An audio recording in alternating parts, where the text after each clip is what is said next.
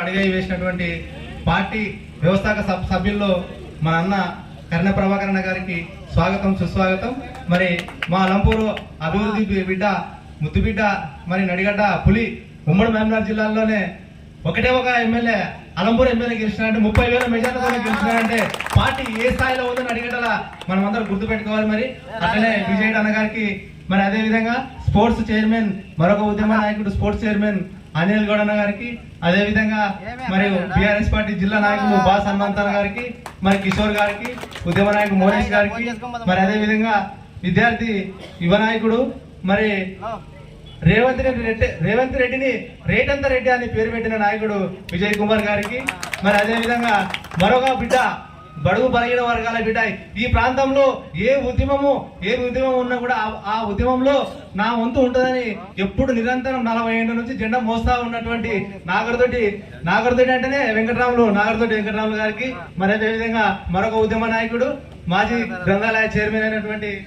పటేల్ విష్ణువర్ధన్ రెడ్డి గారికి, మరి అదే విధంగా ప్రేమలత గారికి, అంగడి బసవరాజన్న గారికి, అదేవిధంగా మా మామ సంగపూర్ రాముడు గారికి, మైనార్టీ నాయకులు ఆత్కూరు రైమన్ గారికి, మాజీ టెంపుల్ చైర్మన్ రవిప్రకాశ్ గారికి, అశోక్ గారికి, తర్వాత గోపాల్ గారికి, పరమేశ్వర రెడ్డి గారికి, అందరికి గుమ్మ గోవర్ధన్ ఉద్యమ నాయకుడు గుమ్మ గోవర్ధన్ గారికి, దుబ్బన్న గారికి, ప్రతి ఒక్కరు కూడా ఈ రోజు వచ్చినటువంటి వాళ్ళు అంటే విత్తనము ఇది ఎక్కడ ఎంత అడవులైనా మొలిచేటువంటి కెపాసిటీ గలటువంటి సత్తగల నాయకులు ఇక్కడికి అందరికి వచ్చినారు.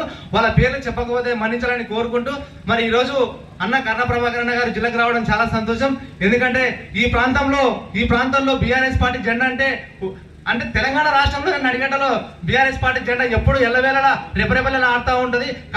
కాకపోతే కొంతమంది దొంగలు దోపిడిదారులు డబ్బు కోసం స్వార్థం కోసం పార్టీని వాడుకొని నాయకులను నాశనం చేసి కార్యకర్తలు అంటే చులకన భావంతో చేసి ఈ రోజు వాళ్ళ స్వార్థం కోసం పార్టీని వదిలిపెట్టినటువంటి నాయకులకి మీరు ఎప్పుడు రానివ్వకూడదు అని మేము సభాముఖంగా తెలియజేస్తున్నాం.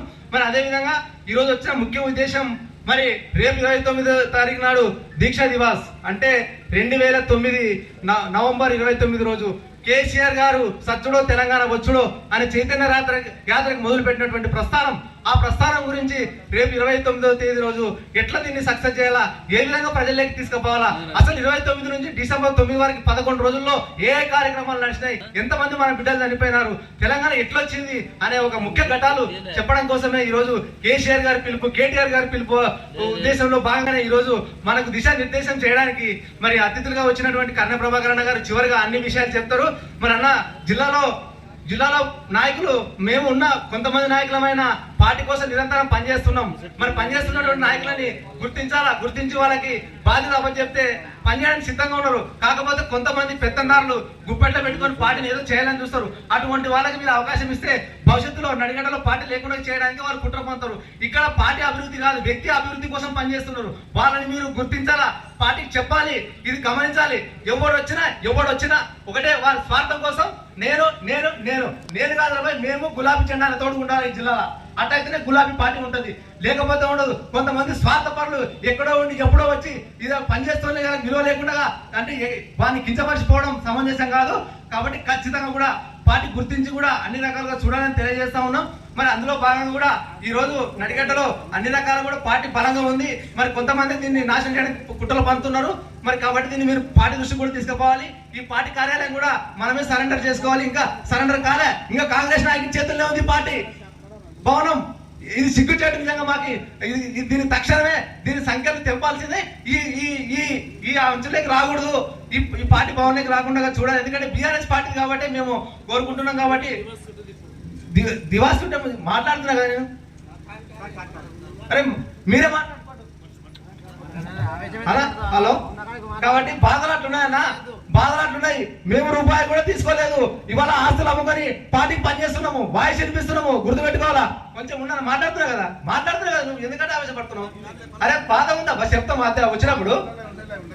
అరే ఎంత చేసినా తెలుసుగా నీకు.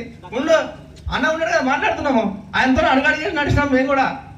ఓకే. కాబట్టి చాలా బాధలు ఉన్నాయన్న. ఇది చాలా పరిస్థితి దారుణంగా ఉంది. అసలు గద్వాలలో చాలా పరిస్థితి భయంకరంగా పెత్తందారి వ్యవస్థ ఉంది. ఎవరన్నా పని చేస్తే వాడేమొచ్చేది, వాడిని తెల్లబడలు వేసుకునేది, ఇవన్నీ కథలన్నీ ఉన్నాయి. కాబట్టి ఇవన్నీ పార్టీకి చెప్పాలని మనం చేస్తా ఉన్నాం. ఎందుకంటే చాలా మంది ఈ ఉద్యమంలో అడిగేటప్పుడు చాలా మంది విద్యార్థి నాయకులు కూడా పనిచేసినారు. వాళ్ళంతా పాపం ఇవాళ రోడ్ల మీద దిగే పరిస్థితి నేను ఒక్కరినే కాదు, చాలా మంది ఉన్నారన్న.